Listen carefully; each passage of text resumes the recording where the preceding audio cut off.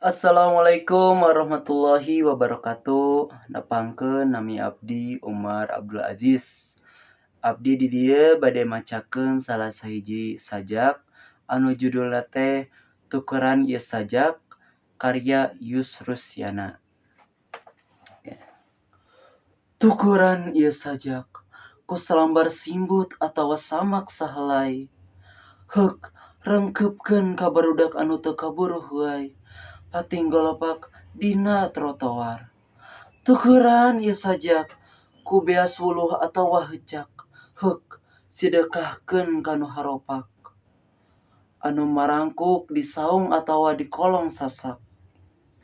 Tukeran ieu sajak ku sabaraha siki pelor.